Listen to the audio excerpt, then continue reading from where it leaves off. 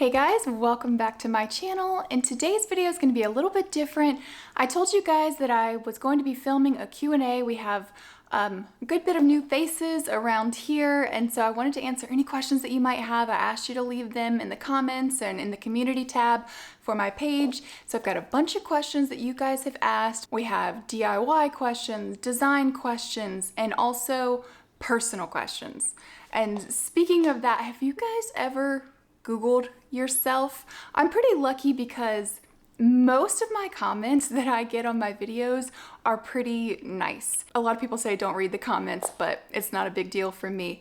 A lot of people say don't Google yourself. Well, I did, just to see what information was out there about me, and it is very uncomfortable how much you can find out about someone. So data brokers use this information, they sell it to scammers and spammers, anyone else who wants to target you. I'm talking about your full name, your birth date, your address, your phone number, your health records. And that's why I've been using Aura, which is the sponsor of today's video. So they identify these data brokers out there that are selling your information, and they automatically submit opt-out requests to get that information removed, which is not only going to help you lessen the amount of spam that you get, but it's also going to protect you from people who want to hack your social media, your bank accounts, or any other personal sensitive information that you have. AT&T revealed that over 73 million customer records, both existing and former customers, were released on the dark web. They recommended that those affected use strong passwords and monitor account activity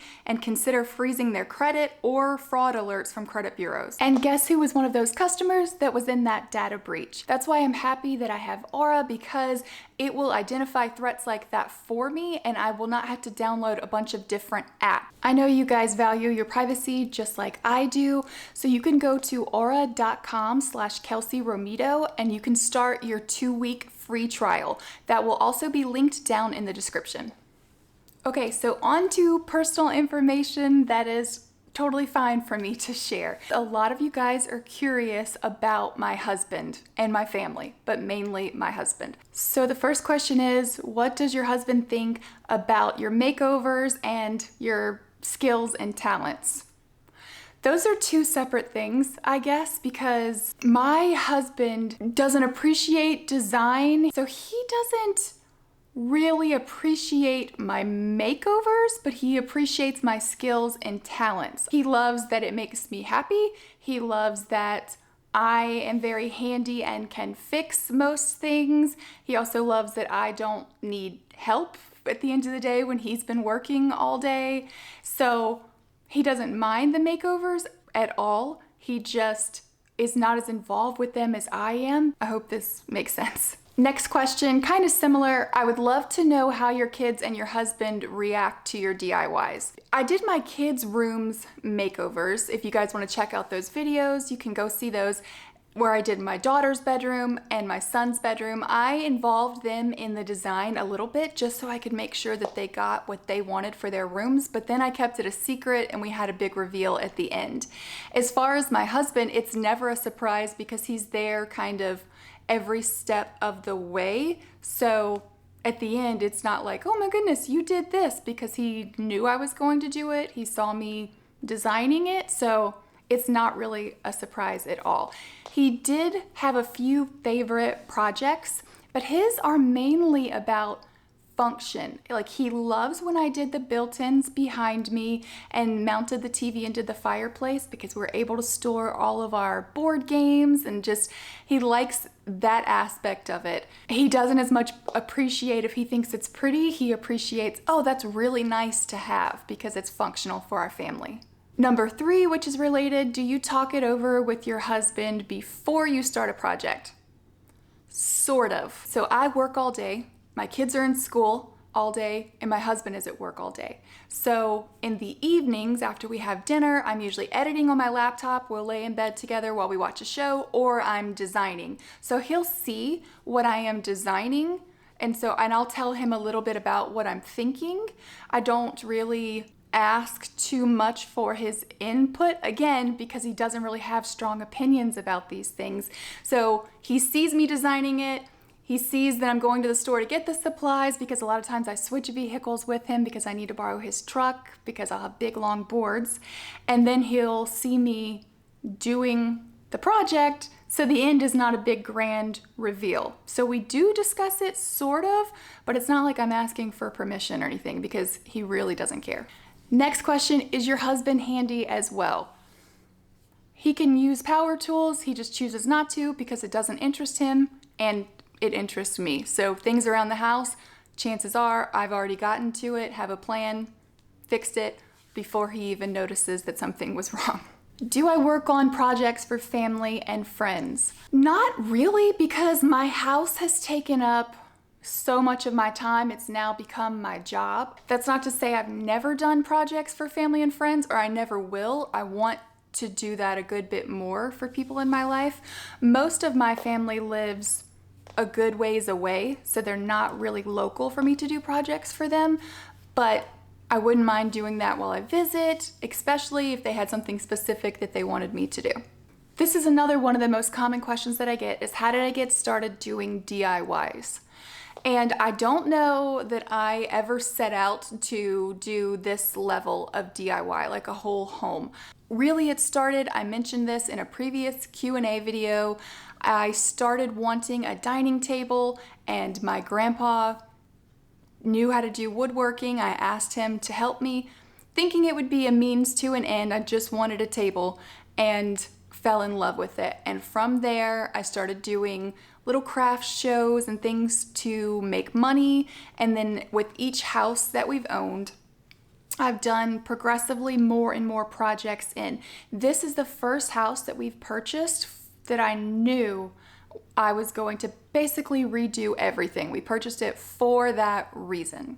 Did I start with the bigger DIYs or simpler projects? And if the simpler projects, how did I progress? So, like I mentioned, I started much smaller. As far as home projects, like not little crafts and things that I did, I started by painting. That was probably the first thing I did in the first home that we owned. Started painting walls, learned about that.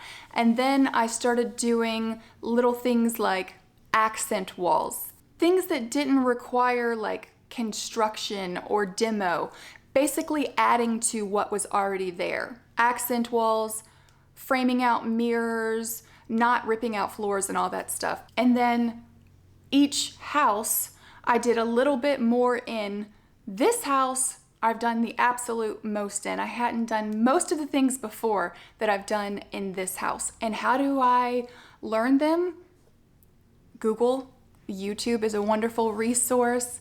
Just lots and lots of research. Anytime I have a professional in my home or I'm talking to a professional, I ask so many questions, probably drive them crazy, but I'm just curious to learn. Do I always stick to a budget? Sort of. I have like a rough budget in my head, and how I get there is I have an idea for a project. So I start doing research of what it might possibly cost to see if it's even a realistic possibility. If it's not, that's gone, or if I really, really, really want to do it, I'll start saving for it. So I really want to get a rough estimate of those things, and then I'll see if I can figure out a less expensive way to do it. That's by checking Facebook Marketplace for materials, checking local thrift stores, things like that maybe I can do it less expensively.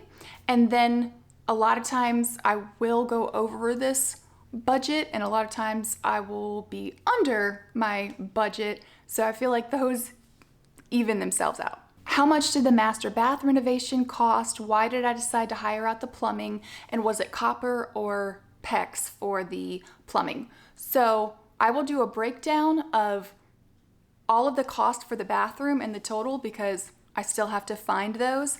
And as far as hiring out the plumber, I am pretty confident with a lot of things, but the thing that scares me the most is plumbing. I want to make sure that's done absolutely perfect, especially when I was doing something on the second floor of my home, that if I did that wrong, I would have to rip out all of the tile and start over, and it would flood the second floor and come down to the first floor. So the stakes were high. That's why I hired out the plumbing. Again, asked them so many questions. I was pretty surprised at the price of the plumbing. I didn't think it was that big of a deal what they were going to do, but now I'm more educated and I can budget that in for future projects. But that's why I hired it out, just to absolutely guarantee that it was done right.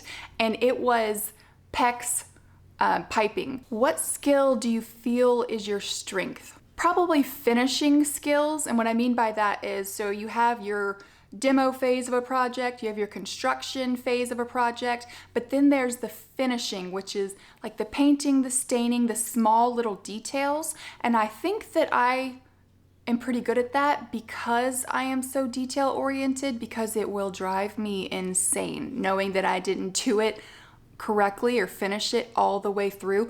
No one else will notice it but me, but it's my home and I'll see it all the time, and I wish that I would have taken my time and finished it the way that it was supposed to be. So I think that's one of my biggest strengths. Which skill has been the hardest for me to grasp? Hands down, hate it, don't want to do it ever, but have to, and that is finishing drywall.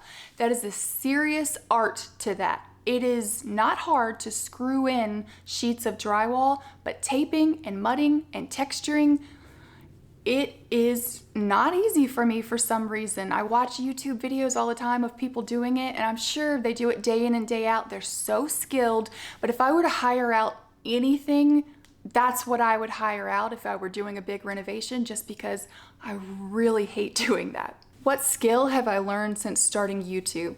Oh my gosh, so many. I already had a basic understanding of electrical, like I could change a light fixture, but I have done so much more electrical work in this home, moving light fixtures and adding outlets. So that's been really nice to learn those skills. I've learned a lot about plumbing, laying flooring, I feel like I've learned so much, framing, just so many things I've learned from doing YouTube. I've also had to learn editing and camera angles, all these things I'm still not great at, but learning all of that, I much more enjoy the construction, demo, renovation side of it than the editing and filming side.